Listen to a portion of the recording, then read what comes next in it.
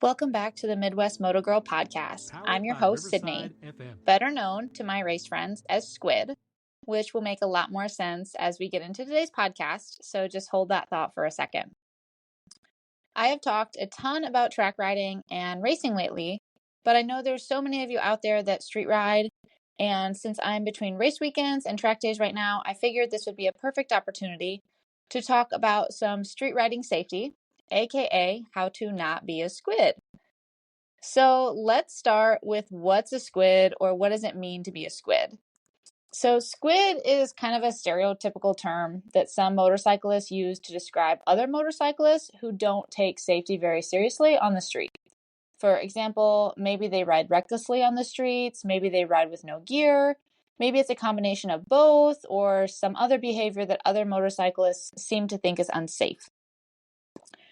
And I was always told that this term came about because when you crash without gear and you get a bunch of road rash, you look like a fleshy colored squid, or that it had to do with a squid not having like a hard outer shell or protection, which is why motorcycle riders who don't wear gear are called squids. And some of that seemed a little bit far-fetched, so I actually did some research on it before recording this podcast. And it turns out that it came from a combination of different influences, including some surfing and the military.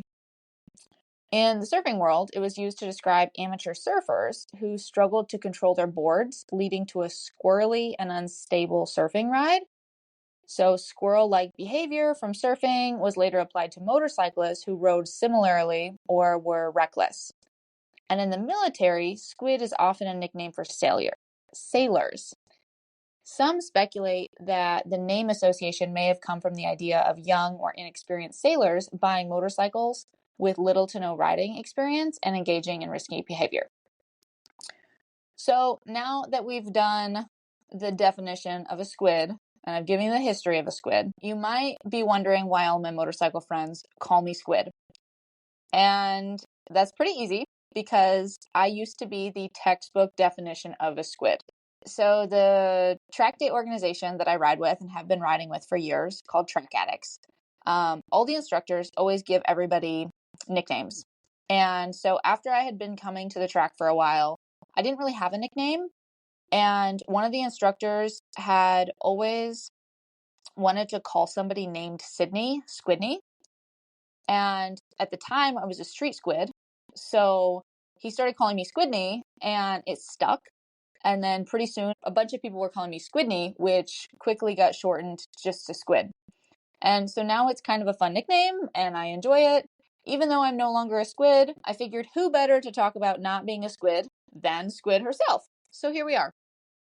But let's jump into it. How to not be a squid. Step 1, avoid riding recklessly. We all know motorcycles are fun, and it's a lot of fun to go fast on your motorcycle, but there is a time and a place, people. Over the years, I've heard of so many motorcyclists saying that they ride fast or they're weaving in and out of traffic because they're trying to get ahead of the traffic. They don't trust that cars don't see them, so they want to get up to the front. And that may be a very valid reason, but let's be real. There's a difference between signaling your lane changes and working your way through traffic at a reasonable speed versus being all over the road and going 20 or 30 miles per hour faster than the traffic around you. And in places where filtering or lane splitting is legal, there is a big difference between lane splitting at 50 mile an hour faster than what traffic is going versus going at a moderate pace ahead of traffic or filtering the front at a stoplight. Like, there's a big difference, and one is reckless and one is not. You guys can figure it out. But one option, if you want to ride fast, just go to the racetrack. You can literally do a track day on almost any kind of bike, and you can have fun at the track on almost any kind of bike. There's no speed limits, there's no cars, there's no curbs, there's no other obstacles. You know the road conditions. It's basically an infinite road that you know the conditions of. It's the safest way that you can have fun and go fast on your motorcycle. And I know there's a lot of people on sport bikes that they want to ride wheelies and they want to practice stunts, and like that's fun and they get adrenaline and all that stuff. And that's great. When I was in my early 20s, I used to ride on the back of my boyfriend's motorcycle with little to no gear on while he was riding wheelies, sometimes in traffic. And I thought it was an adrenaline rush. So I totally get why you want to do it, but like, let's use some common sense and be safe about it. Like, there is way safer places to be riding wheelies than in traffic. You can find a parking lot, you can find a secluded street or an area to practice rather than just being out on a main street or a busy street in your town or your city. Like, honestly, this creates a safety hazard to the people around you, especially if you're not well practiced, because pretty soon you're riding a wheelie, you pull it up too far, you 12 o'clock it, and now you've just crashed. You maybe caused somebody in the group to crash behind you. Maybe you caused a crash with a car. You have the potential to be getting hit by a car. All of these things, like, it's a giant safety hazard. But it also can create problems for other motorcycle riders, because even riders who are being safe on the street, there's a lot of people in cars that now think that all sport bike riders are dangerous. All sport bike riders are aggressive. All sport bike riders are bad. And it just creates a bad name. So when you have a group of sport bike riders who is following the speed limits, obeying traffic laws, it can just cause attention, unwanted attention that they don't want, because they're doing all the right things, but all of these people around have this idea that sport bikes are bad because they see these other groups that are riding recklessly and doing wheelies and all this other stuff. Step 2 to not being a squid: wear gear. I completely understand that wearing gear can be hot in the summertime. Maybe it's uncomfortable. It can be expensive. If you're a female, sometimes it's really hard to find gear that fits you correctly. But wearing gear helps limit risk when you're on your motorcycle. Motorcycling can be a dangerous hobby and sport. And it's important to know and understand the risks associated with it and then take action to mitigate those risks. Wearing gear is a way to mitigate risk.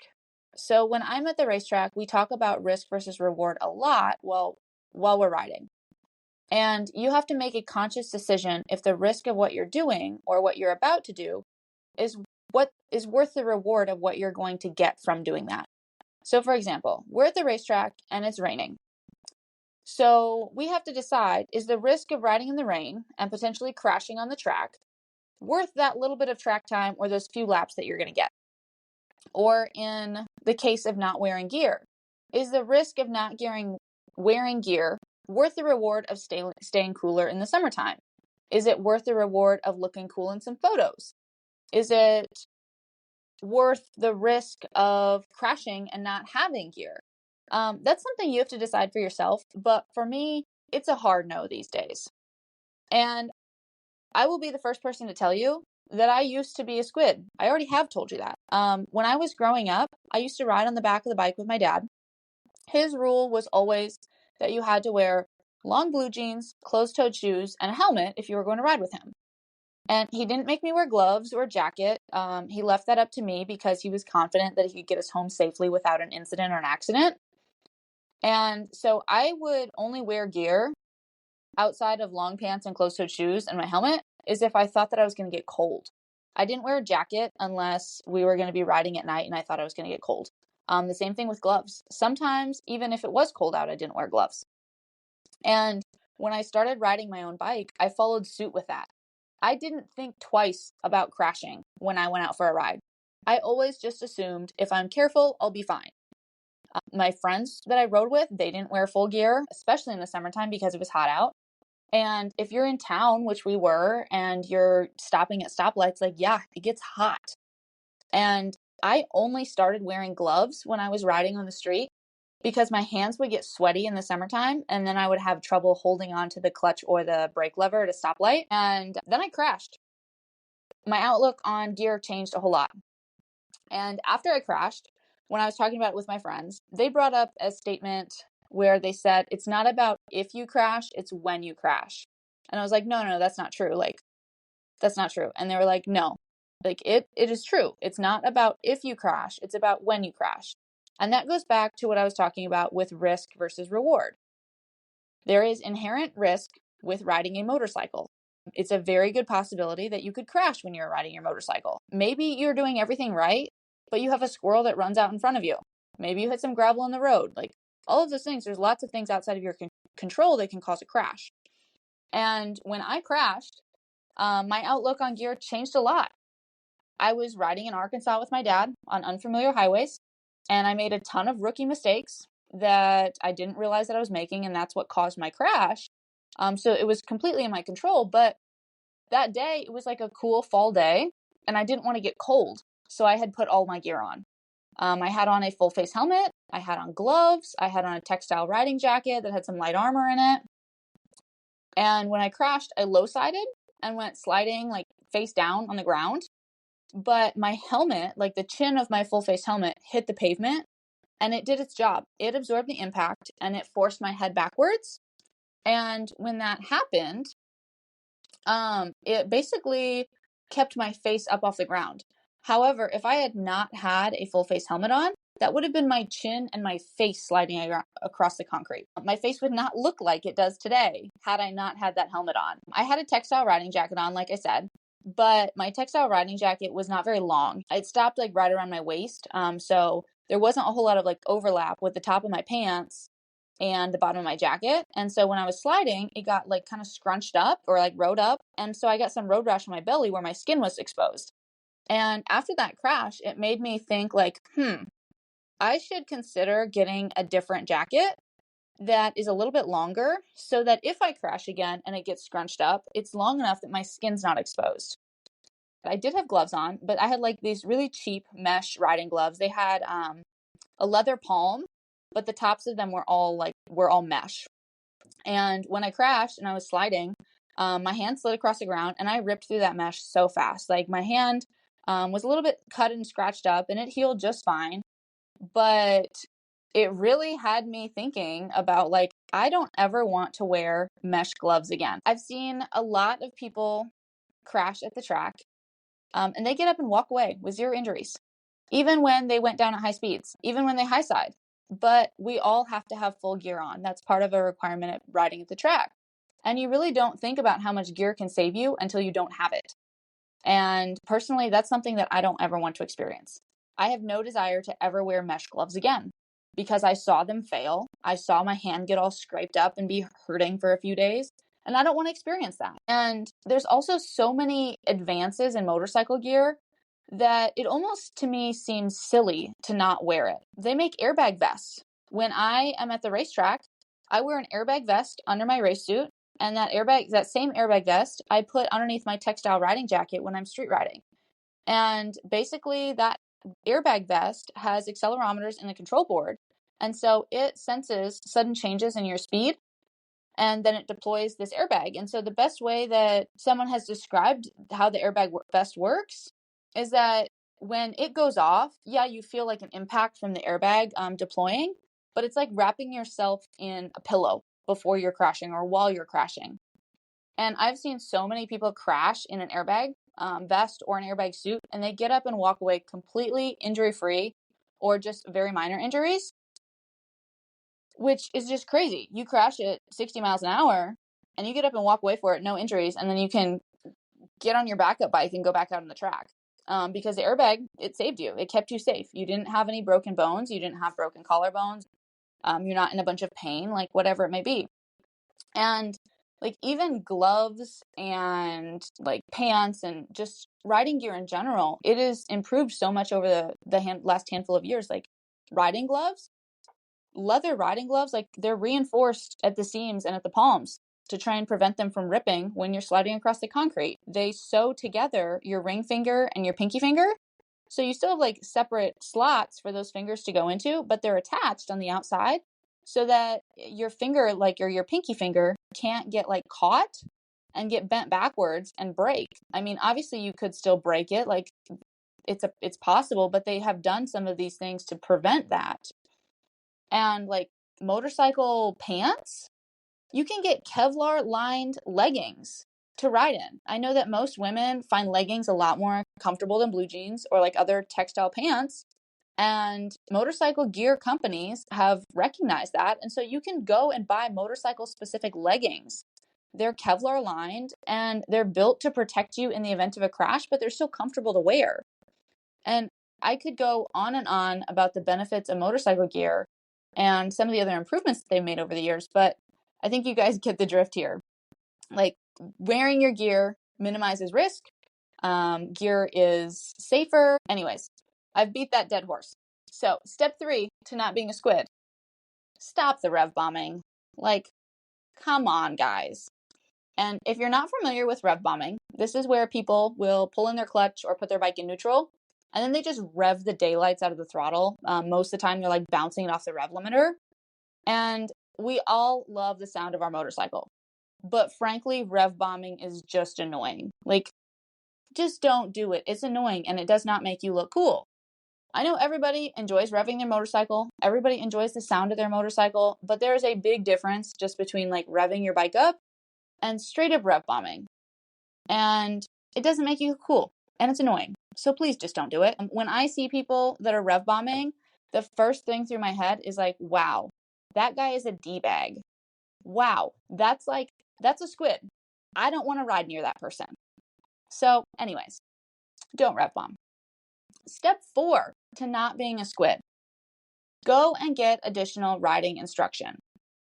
I truly believe that every motorcycle rider, no matter what your skill or your experience level, has room to continue improving your riding abilities and your learning, which can both be achieved by getting some additional instruction. I don't care if you are a championship club racer, there is something out there that you can do to learn or improve on.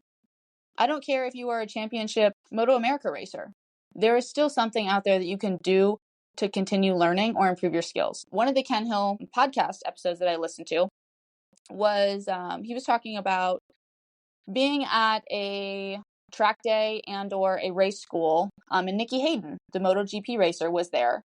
And so he was riding behind Nikki Hayden, taking video, and Nikki Hayden came back and was like, hey guys, like, what can I do? What can I improve on? And so here we have a championship level world champion MotoGP racer. He's asking these riding instructors for additional feedback because he wants to continue learning and growing his skills. And there's always something that somebody around you from an instruction standpoint may see that you're doing as a rider that you can improve on. Most riders don't know what they don't know. And when you seek out motorcycle instruction, you quickly find out what you don't know and what you need to work on to become a better, safer, and ultimately faster motorcycle rider. And the instruction doesn't have to be something fancy. It doesn't have to cost you a lot of money. It could be as simple as listening to a podcast by a well-known motorcycle instructor. I listen to Ken Hill podcasts all the time, or Ken Hill coaching. And he is a well-known motorcycle instructor with way more knowledge and riding skill than what I have. And I listen to his podcast and I try to learn from it. I ask the control riders at my track day and my fellow racers for advice and tips when they're on track with me, or if they notice something when they're passing me. And so like things like that, it doesn't have to be something fancy and you don't have to spend a lot of money on it, but you can quickly learn what you can work on, what you can improve on, what other riders are seeing. Or it could also be, you can take a motorcycle safety course. Maybe it's an advanced riding course. Maybe it's a dirt bike clinic. Those are all things that you have to pay for, but you can quickly learn what you need to improve on. I guarantee there's always something that you can do to better yourself as a motorcycle rider. So there you have it. How to Not Be a Squid by your girl, Squid. Thanks for joining me today. If you're enjoying the podcast, please like, follow, and share with your friends. If you want to get notifications when I release new episodes, turn on that alert button on the main page of your podcast. That will send you a notification when there is a new episode that's out there and that's published. Otherwise, if you're just following me, you probably will not see an alert unless you actually go into the podcast. But you can also follow me on social media.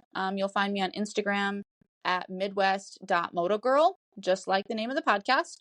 Or you can find me on Facebook at Sydney Gard Racing. Sydney is SYDNEY. Gard is GARD. Again, that is Sydney Gard Racing.